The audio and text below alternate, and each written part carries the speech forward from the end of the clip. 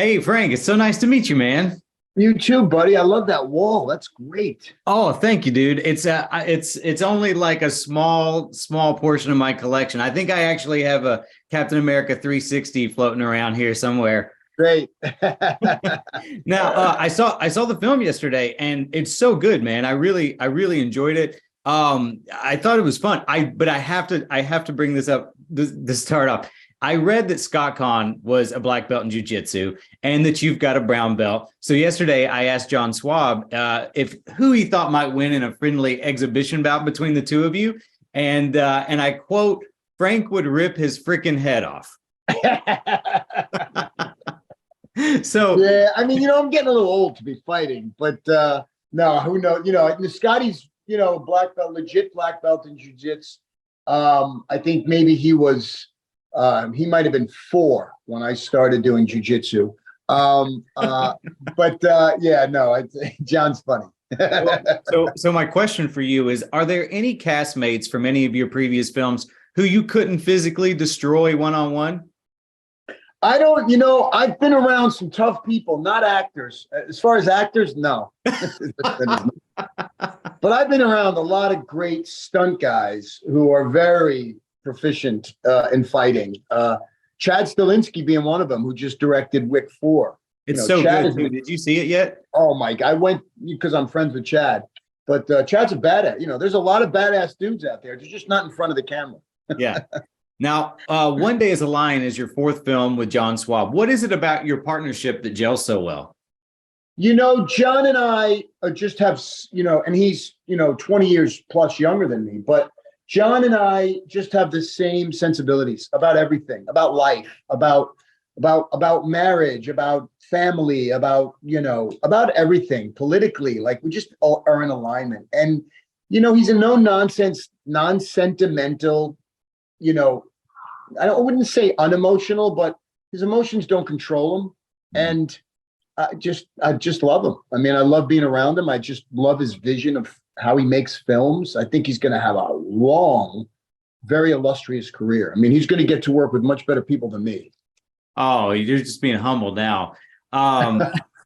No, I told him yesterday that this was the first film from him that I've actually seen, and I really enjoyed it. So now I want to go back and check out a couple Go of and the other see films. his movies, man, because, as a person who loves films, go watch his films in order. Like, this guy writes and directs these little movies that I don't know how he gets them made. I mean, they're basically for nothing. Yeah. But he draws in talent because he writes really cool, lean scripts, and he knows how to shoot these things. The guy's an amazing. Nobody knows about him, and I'm like, It's time that you've made like 6 of these movies. It's time to kind of graduate to the next level. Yeah. Right. Absolutely. Now, I want to apologize in advance, but I am with ComicBook.com. So don't shoot the messenger, but I have to ask a Crossbones question. Yeah. No, I apologize. Now, Chris Evans has said he believes there's more Cap stories to tell. Do you feel the same way about Crossbones? Yeah. I mean, they never told the story. They never, look, the mythology of the MCU and just what Marvel has in its pool of characters. It's so deep, it's like Crossbones was, there for a minute, and he was supposed to be there longer, and then they went in the direction they did. But, I think Crossbones serves a purpose. But I think the interesting thing is, if you see how many people around the world have responded to Crossbones, and again, he's only on the fucking screen for a very short amount of time. I think there's more there. There was more meat on the bone. And, I was disappointed. Do you know what I mean? Which is why I went over to DC. I mean, for me personally, I grew up in the 80s and 90s. I was a kid, and Crossbones was always my favorite Cap villain growing up. And I agree. I love Crossbones. Yeah. I loved him. He's fantastic. Yeah. And the way when the Russo brothers first hired me, when I went and did Cap Winter Soldier, it wasn't that whole Avengers universe that they were talking about. It was much more in line with what Crossbones did in the comics. Mm-hmm. So, but Kevin Feige knows a thing or two about making movies. yeah, you could say he's doing all right. There's also, I mean, there's obviously, because it's comic books, I mean, there's multiple ways that Crossbones could return, but do you envision yourself ever coming back to the role personally? I don't think so. I mean, I would be shocked. I don't know. I don't know. Well, one person I really want to see you come back as is Leo Barnes. Like I love you as Leo Barnes. I think you are awesome in the Purge movies, dude. Thanks, And brother. I no, man, I mean it. I mean, I feel like when I watch you as Leo Barnes, I'm like, what a missed opportunity for Frank to not play Frank Castle. I mean, you're so good Thanks, man. as Leo, Thanks so much. but Yeah. I know James DeMonico has talked about, having a concept for a sixth film that's focused on Leo. Oh no, he's got the script, man. Have you? So you've got an update on that? Like you've seen? He's Have you got read it? the script has been written. He submitted it to Universal and to Blum, Michael Bay. There's a lot of cooks in the kitchen. But it's Leo Barnes centric. It's about Leo Barnes, and it really was the swan song for the series. I know they've said that before, but James only directed 1, 2, and 3. The last movie he directed was Election Year, and he's only been involved as a producer going forward from there. But he wants to direct this, and I'm like, before I start walking on a cane, it'd be a good idea to do it soon. But Universal and Blum haven't. They just kind of have it on the back burner. Dude, It was hot. It was hot for a minute. It was hot for a minute, and then it wasn't.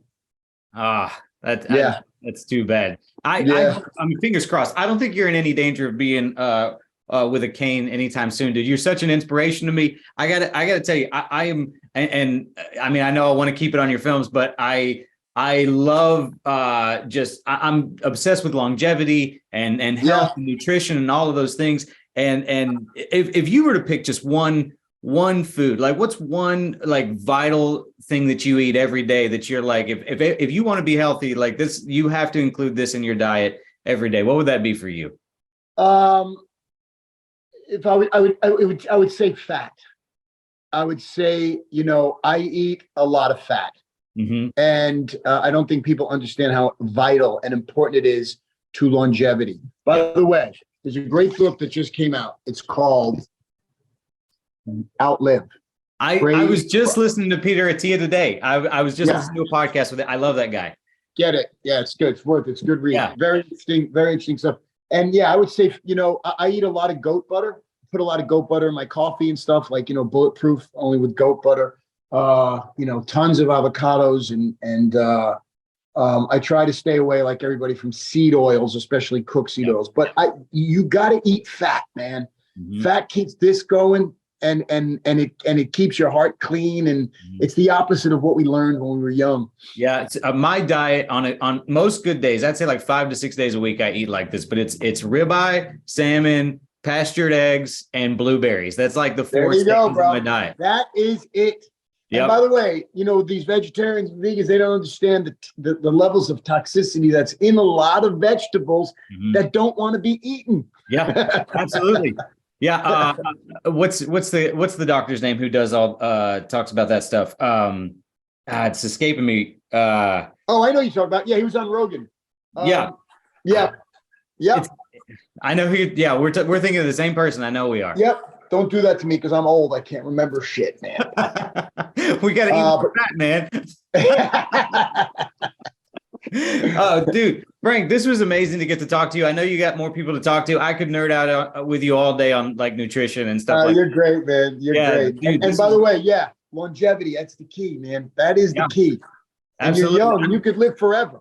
Well, you think I'm young. I'm not as young as you think. It's our hair. It's our hair that keeps us going, and it keeps us so youthful. We've been lucky enough to hold on to this hair. You ain't kidding. Frank, thank you so much. I'll talk to you later down the road. Brother. Be well. Thanks, buddy. John, hello, sir. It's nice to meet you. Nice to meet you too, man. I like your collection on the wall behind you. Thank you, dude. I appreciate it. Yeah, I've interviewed old Flash Gordon a few times. This is signed by Todd McFarlane. He's my boy.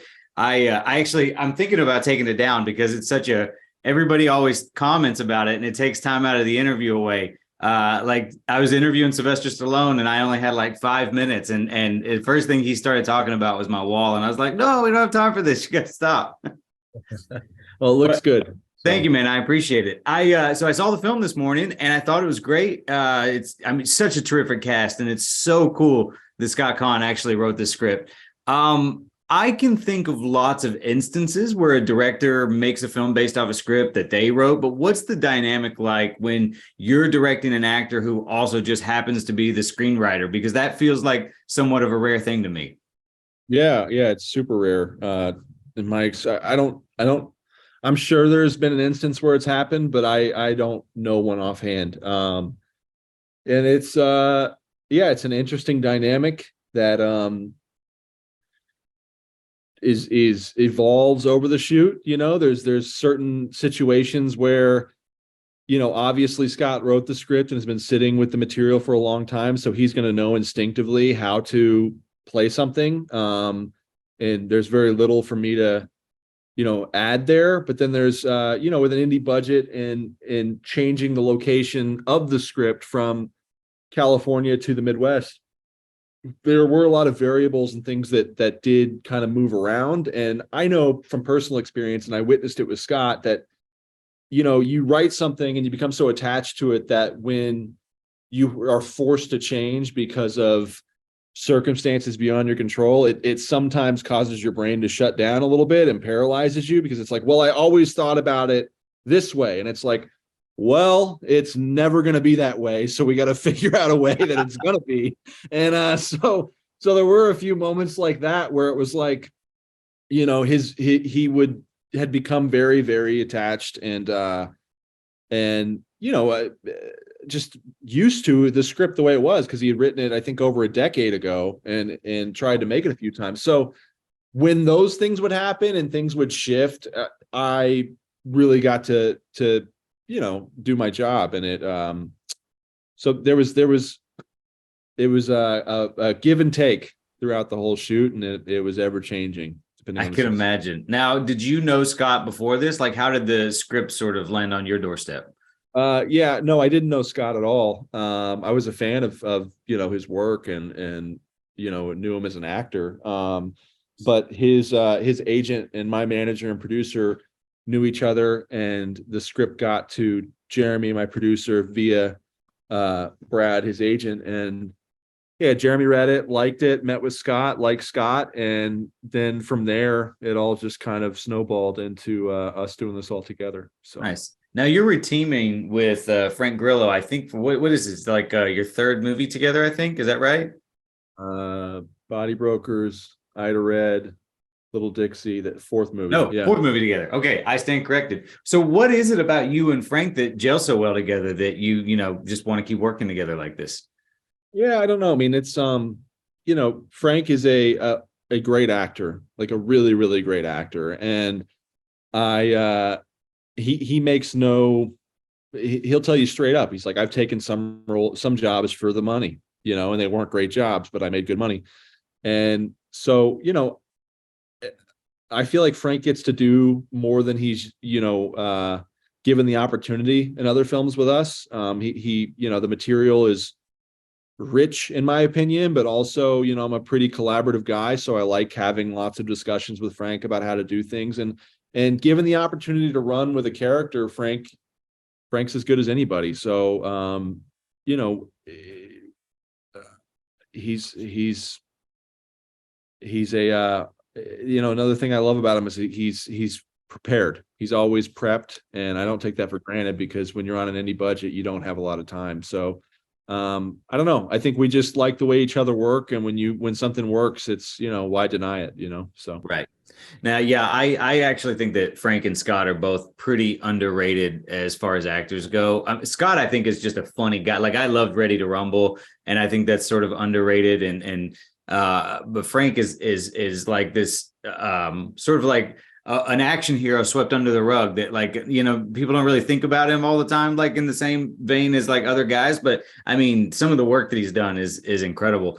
But somebody who is not underrated at all is J.K. Simmons, and it's amazing that you got him for this. But over your last few films, you've actually landed some pretty legendary talent. So I mean, you got Melissa Leo and Ron Perlman, and just to name a few. Is there anyone that you've worked with over your last few films where you just sort of were starstruck by? It's a good question. Michael K. Williams on Body Brokers for me was one that really got me. I mean, all of them do. I mean, anytime like there's on Ida Red, there's a monologue Melissa Leo gives. It's like I didn't even cut from it because it was so perfect to me. And it's like a 3.5-4 minute monologue she's given to the parole board. And that was her first day of filming on that movie. And it was the first take. And I remember being like, holy shit, like this is unbelievable that I'm like, that she's saying my words and is doing that with those words. And then, Michael K. Williams, I'm a huge Wire fan. I love Boardwalk Empire. I mean, he's just such an incredible actor. And just, that was one of those where it was like, wow, this is cool. This is really cool. Peter Green is a very underrated actor in my opinion, and he was on Little Dixie with us. He was also on Body Brokers with us, and in Little Dixie, which we put out in February, that was he does this scene where Frank kills him, and I remember like watching it at the monitor with my producer Jeremy, and like my jaw was on the floor. I was like, this guy. I love Clean Shaven, which is a movie a lot of people haven't seen of his, but to just, occasionally it all just like meets together and gels and works downstream. And that's what makes all this worth it. So those are a few instances and people that have made me pinch myself, I guess. Yeah. Yeah. JK would have had that effect on me. I love everything that JK does. I'm jealous that you got to work with him as much as you did. I can only imagine how cool that is to watch that guy work. Now I read that Scott is a black belt in jiu-jitsu, and I also know that Frank is brown belt. So just for fun, did any friendly sparring go down? And if not, who would you pick to win a friendly exhibition bout between the two? I think Frank would rip Scott's head off, honestly. I've actually and that's all due respect to Scott and his black belt, sure. But I've been in the gym with Frank and watched him train, and I know, I box too, but seeing the way Frank moves, in a ring is at his age is really unbelievable, actually. I mean, right. It's really something. So I know how hard it is to do what Frank does. And also, I mean, Frank's got, I don't know how many pounds on Scott. So it would, I don't think it would last very long. No, yeah. I think you're probably right. I was sort of expecting that answer anyway, but I just wanted to ask you for fun. I'm glad you did. I'm glad you did. Yeah. No, I'm Frank's he seems like a cool guy, but like an intense guy. I guess I'll find out tomorrow. I'm talking to him tomorrow for this. So we'll go from there. But it's going to take all my power not to just ask him about his diet and staying so fit in your 50s, because I'm obsessed with that. I'll tell him I said what I said too. I will. Yeah, I'll bring it up. I'm going to say, John said you would rip Scott's head off. Oh man, John, this was such a pleasure. I don't want to take up any more of your time. I know you're talking to a lot of people today, I'm sure, but thank you so much for taking the time to talk with me. And this was actually your first movie that I watched, and I really enjoyed it. So I was reading more about some of your past works. I'm going to go back and check some of them out. Cool, Chris. Thanks a lot, man. I appreciate it.